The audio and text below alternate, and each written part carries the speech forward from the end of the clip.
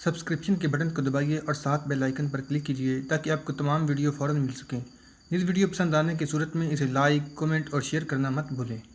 سلطان محمود واپس شہر میں آیا اور اس کے پاس جو فوج تھی اسے مقابلے کے لیے تقسیم کرنے لگا۔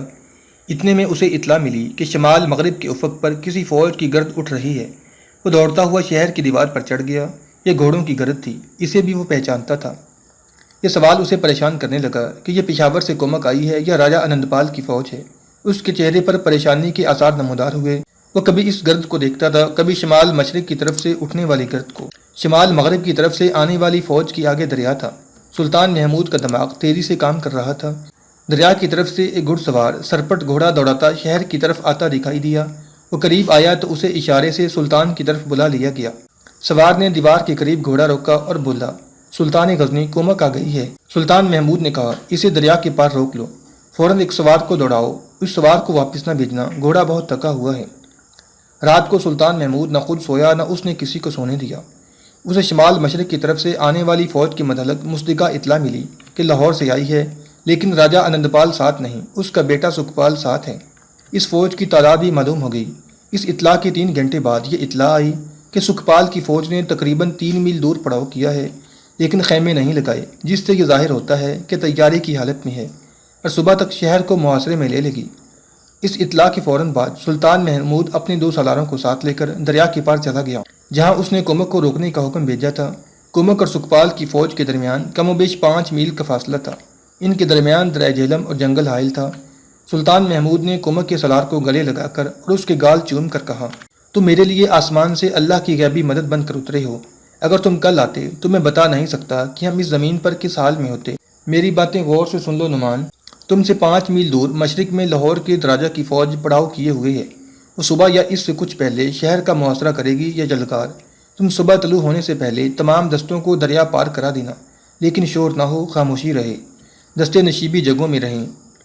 میں ہندوؤں کو محاصرہ کرنے کی مہلت نہیں دوں گا۔ ایک پیادہ دستہ آگے بھیجوں گا جو دشمن سے ٹکر لے کر پیچھے ہٹے گا۔ دشمن آگے آئے گا، تم ذرا بلندی پر آ کر دیکھتے رہنا، سب کچھ سمجھتے ہو۔ دشمن کا پہلو تمہارے سامنے ہوگا اور تم اس کے عقب میں آسانی سے جا سکو گے۔ دشمن کے سامنے اور بائیں پہلو کو میں سنبھال لوں گا۔ سکھپال اور اس کے سیناپتی راج گوپال نے صبح طلوع نہ ہونے دی۔ سلطان محمود نماز سے فارغ ہوا ہی تھا کہ اسے اطلاع ملی کہ ہندوؤں نے پیش قدمی شروع کر دی ہے اور دشمن کی ترتیب محاصرے کی ہے، یعنی فوج پھیلی ہوئی آ رہی ہے۔ شہر کے قریب آ کر اس فوج کو اور زیادہ پھیلنا اور محاصرہ مکمل کرنا تھا۔ سلطان محمود کی چال بیکار گئی کہ وہ ایک دستہ آگے بھیج کر دشمن کو آگے لائے گا۔ اس نے دیوار پر چڑھ کر دیکھا، کوئی 1 میل دور اسے سکھپال کی فوج کا پھیلاؤ نظر آ رہا تھا۔ سلطان نے اپنے سالار سے کہا کہ سوار دستے کے 2 حصے کرو اور دونوں دستے بیک وقت دشمن کے دائیں بائیں پہلو پر حملہ کریں اور اس کو دبانے کی کوشش کریں۔ شہر میں فوج تیار کھڑی تھی۔ تھوڑی دیر میں شہر سے 500 سواروں کا ایک دستہ نکلا۔ نعرہ تکبیر کی گرج سنائی دی، سواروں نے ایڑ لگائی اور دستہ ذرا آگے جا کر 2 حصوں میں تقسیم ہو گیا۔ ان کے رخ دشمن کے پھیلاؤ کے سروں کی طرف تھے۔ راج گوپال نے یہ چال چلی کہ بڑی تیزی سے پھیلاؤ کو سکیڑ لیا کہ سواروں کو لپیٹ میں لے کر واپس نہ جانے دیا جائے۔ سواروں نے پہلوؤں پر حملہ کیا۔ سلطان دیوار پر کھڑا تھا۔ اس نے شہر سے ایک پیادہ دستہ نکالا اور اسے دشمن کے بائیں پہلو پر بھیجا۔ ہدایت کے مطابق سوار اور پیادے پیچھے ہٹنے لگے اور دشمن کی زیادہ تر توجہ اپنے بائیں پہلو پر ہو گئی، جہاں پیادوں نے حملہ کیا تھا۔ اس طرح دشمن کی محاصرے کی ترتیب ٹوٹ گئی اور دشمن کی پیٹھ ادھر کو ہو گئی جدھر سلطان محمود نے کومک رک رکھی تھی۔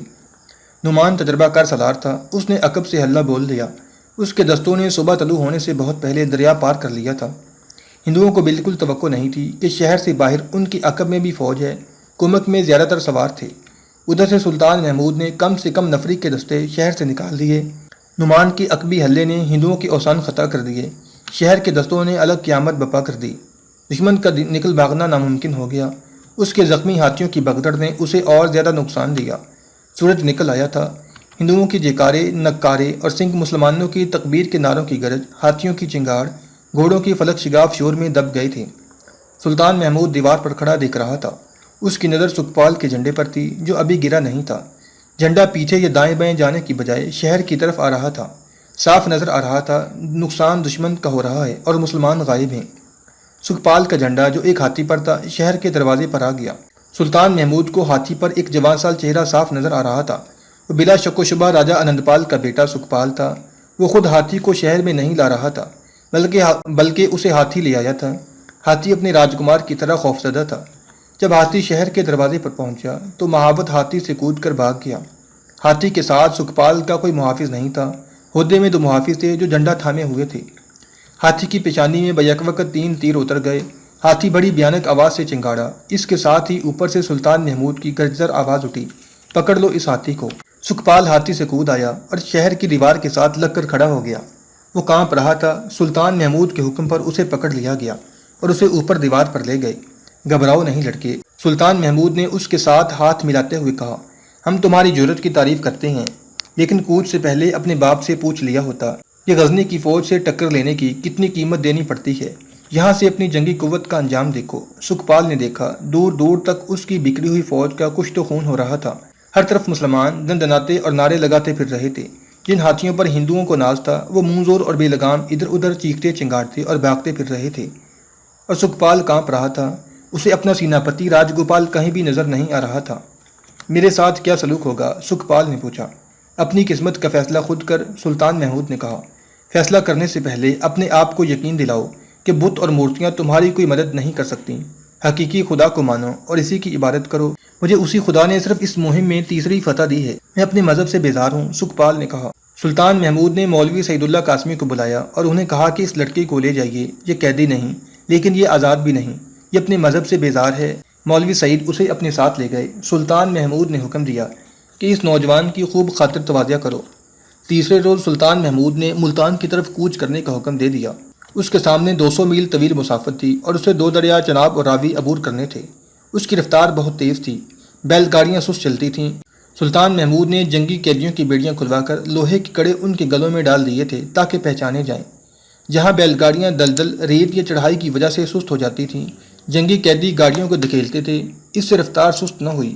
داؤد بن نصر بھیرا سے اس اطلاع کا منتظر تھا کہ لاہور اور بٹھنڈا کی فوج تیار ہے اور وہ بھیرا کو محاصرے میں لینے کے لیے کوچ کرے۔ اسے یہ اطلاع دینے والے بھیرا میں قید ہو چکے تھے۔ داؤد کوچ کرنا بھی نہیں چاہتا تھا۔ وہ تو ہندوؤں کا نمک حلال کرنے کے لیے فوج کو تیار رکھے ہوئے تھا۔ اسے بھیرا سے تو کوئی اطلاع نہ ملی۔ ملتان کے گرد و نواح سے اسے یہ بھیانک اطلاع دی گئی کہ ایک فوج بڑی تیز رفتاری سے بڑھی آ رہی ہے۔ داؤد بن نصر دوڑتا ہوا شہر کی دیوار پر چڑھ گیا اور ایک برج میں کھڑے ہو کر دیکھا، فوج قریب آ گئی تھی۔ داؤد نے شہر کے دروازے بند کرنے کا حکم دے دیا اور فوج کو محاصرے میں لڑنے کے لیے دیوار پر بلا لیا۔ اس کے دیکھتے ہی دیکھتے باہر فوج نے شہر کو محاصرے میں لے لیا۔ سلطان محمود غزنوی کے حکم سے داؤد بن نصر کو للکارا گیا کہ وہ شہر کے دروازے کھول دے اور صلح کے لیے باہر آ جائے، ورنہ شہر کی اینٹ سے اینٹ بجا دی جائے گی۔ اس للکار کا جواب دیوار سے آیا، کرامتی مرنے سے پہلے شہر نہیں دیں گے، ہمت ہے تو آؤ اور دروازے کھول دو۔ سلطان محمود کو کرامتیوں کے متعلق غلط اطلاعیں ملی تھیں۔ اس کا خیال تھا کہ گناہوں میں ڈوبے ہوئے کرامتی لڑنے سے گریز کریں گے اور وہ جنگجو نہیں ہوں گے۔ انہوں نے جب مقابلہ شروع کیا، سلطان محمود کی ہوش ٹھکانے آ گئی۔ غزنی کے مجاہد دیوار تک پہنچنے کی کوشش کرتے تھے تو اوپر سے تیروں کی اتنی بچھاڑیں آتی تھیں کہ ان میں بمشکل آدھے زندہ واپس آتے تھے۔ 7 دن محاصرہ رہا۔ سلطان محمود نے حکم دیا کہ محاصرہ طویل نہیں ہوگا۔ 8ویں روز اس نے تمام شہر کے گرد گھوم کر اپنی فوج سے کہا کہ ہمارے پاس اتنا وقت نہیں ہے کہ محاصرہ کر کے بیٹھے رہیں۔ خدا نے تمہیں ہر میدان میں فتح دی ہے، تم اس دیوار کو بھی توڑ ڈالو گے۔ اپنے اللہ کے نام پر قربان ہو جاؤ، یہ وہ دشمن ہے جس نے اسلام میں باطل کی آمیزش کر دی ہے۔ سلطان نے اپنی فوج کو جوش دلایا اور محاصرہ اٹھا کر فوج کو شہر کے دروازوں کے سامنے کھڑا کر دیا۔ اس نے درخت کٹوائے اور اس کے سیدھے اور مضبوط ٹہن کاٹ کر 2 ہاتھیوں کے درمیان سیدھے باندھ دیے۔ ہاتھی دوڑتے ہوئے دروازے تک جاتے تھے تو شہتیر دروازے سے ٹکراتے تھے۔ بیلوں کو بھی استعمال کیا کہ انسانوں نے بھی دروازے توڑنے کی کوشش کی اور جانیں قربان کرتے تھے۔ یہ سلسلہ 3 روز چلتا رہا۔ ہر دروازے کے اوپر تیروں کا می برسایا گیا۔ تکبیر کے نعروں میں دروازوں کے ساتھ ہاتھی ٹکراتے اور زخمی ہو کر بھاگتے رہے۔ اندر کی فوج کی توجہ دروازوں کی طرف کر کے دیوار میں شگاف ڈالنے کی بھی کوشش ہوتی رہی۔ شہر کے اندر شہریوں نے قیامت بپا کر رکھی تھی۔ وہ نعروں اور دروازوں کے دھماکوں سے خوفزدہ ہوئے جا رہے تھے۔ 2 مورخ اتبی اور انصری لکھتے ہیں کہ اندر مسلمانوں غیر کرامتیوں کو جب پتہ چلا کہ حملہ آور غزنی کے مسلمان ہیں تو انہوں نے اندر سے دروازے کھولنے کے لیے ہلہ بول دیا، لیکن سب کو قتل کر دیا گیا۔ آخر 4تھے روز داؤد بن نصر نے گھبرا کر سلطان محمود کو پیشکش کی وہ 20,000 درہم سالانہ ادا کرتا رہے گا اور اس کی اطاعت قبول کر لے گا۔ بعض مورخوں نے یہ رقم 20 لاکھ لکھی ہے۔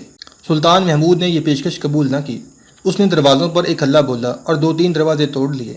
کرامتیوں نے اپنے عقیدے کے تحفظ کے لیے خون کی بے درئی قربانی دی۔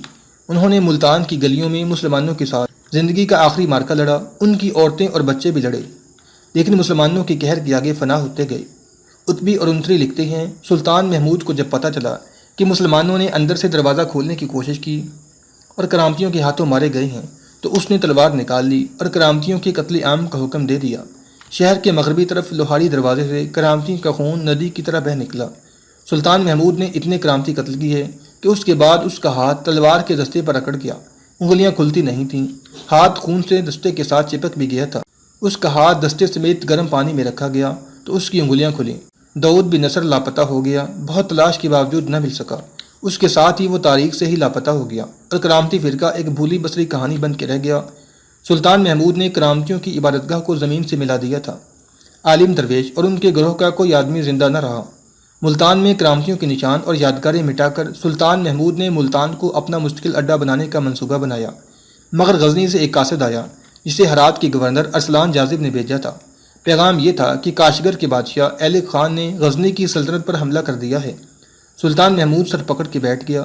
اس نے ابو علی سنجوری کو ملتان کا امیر گورنر مقرر کیا اور بھیرا پہنچا۔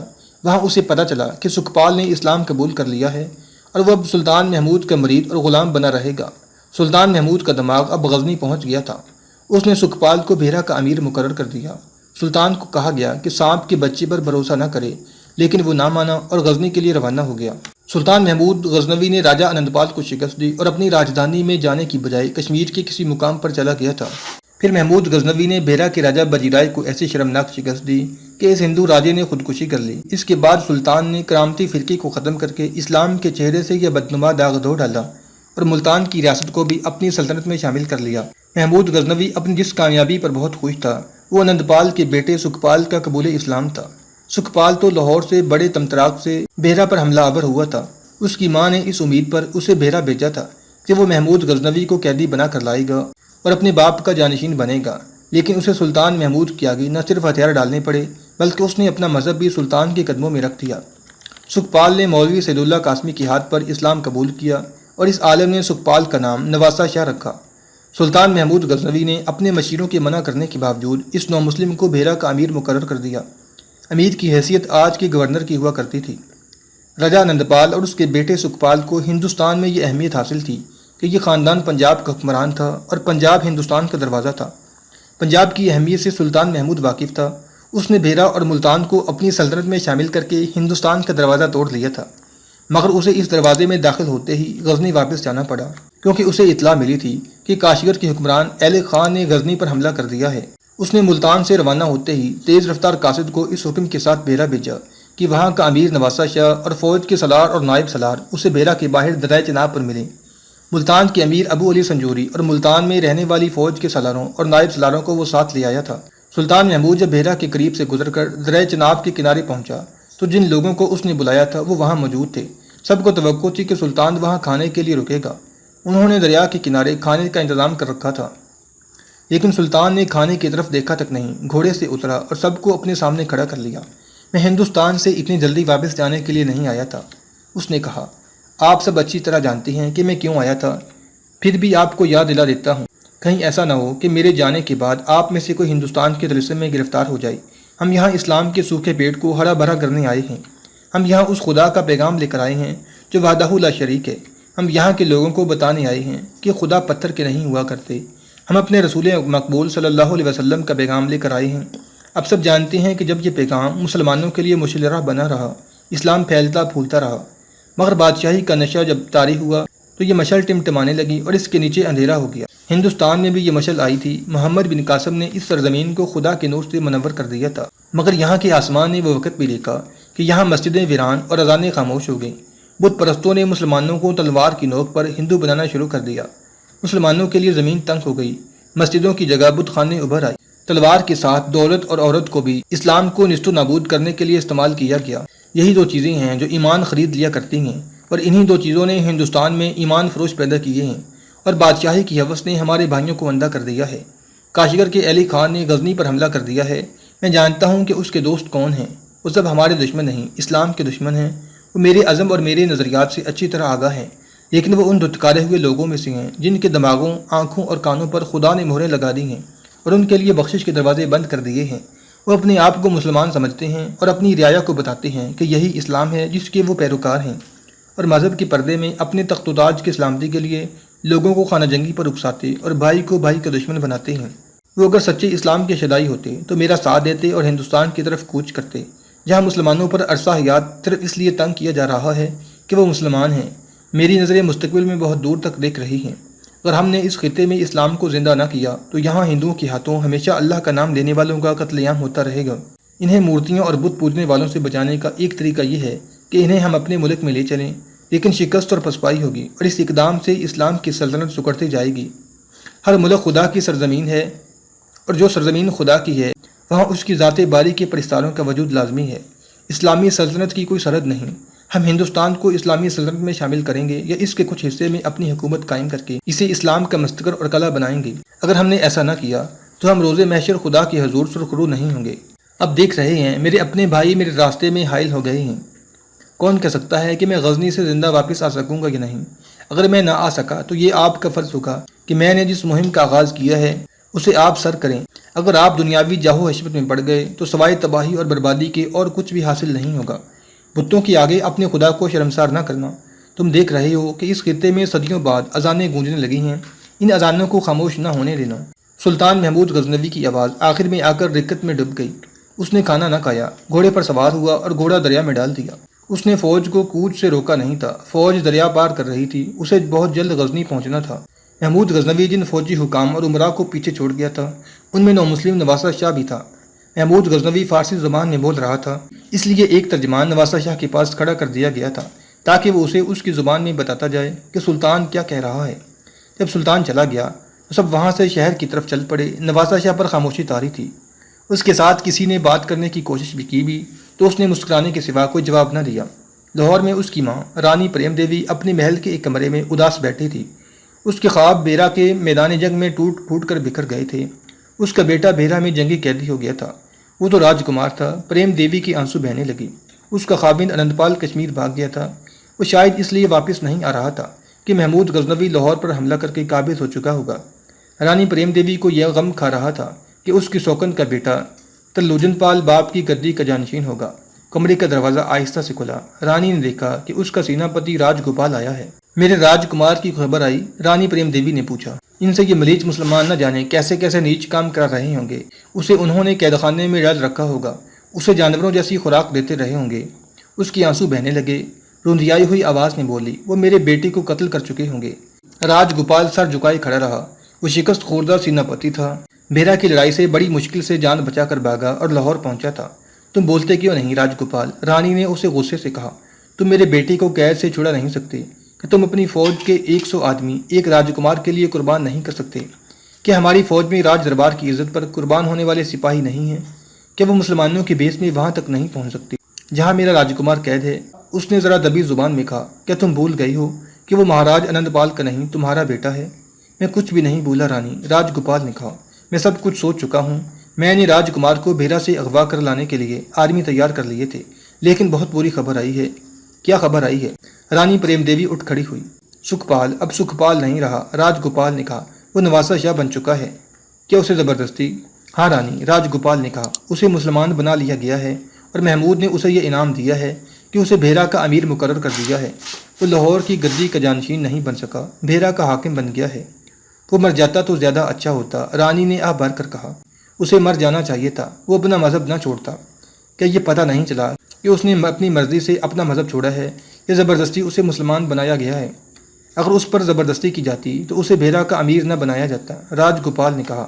وہ نوجوان ہے، مسلمانوں کے جھانسے میں آ گیا ہے۔ یہ تمہارا پاپ ہے، رانی پریم دیوی نے کہا۔ تم اسے قید میں چھوڑ کر خود بھاگ آئے تھے، کیا تم ساتھ نہیں تھیں؟ راج گوپال نے کہا۔ تم نے اپنی آنکھوں میدان جنگ دیکھا ہے، ہم پر دریا کی طرف سے جو حملہ ہوا تھا اس کی مجھے بالکل توقع نہیں تھی۔ رانی، میں نے تمہیں کہا تھا کہ ہمیں بھیرا پر حملہ نہیں کرنا چاہیے۔ تمہارا خیال تھا کہ مسلمانوں کی آدھی فوج کٹ چکی ہے، اس لیے مقابلہ نہیں کر سکے گی۔ میں نے تمہیں بتایا تھا کہ ہماری فوج پر مسلمانوں کی دہشت طاری ہے اور یہ پشاور سے بھاگی ہوئی فوج ہے۔ اس فوج کو یہ بھی معلوم تھا کہ ہمارا راجہ بھگوڑا ہے، وہ ابھی تک اپنی راجدھانی میں واپس نہیں آیا۔ مجھے اس مہاراجہ کی رانی کہلاتے ہوئے شرم آتی ہے، رانی نے کہا۔ اگر وہ مر گیا تو میں چتا نہیں چڑھوں گی، میں ایک بگوڑے خاوند کی چتا پر اپنے آپ کو نہیں جلاؤں گی۔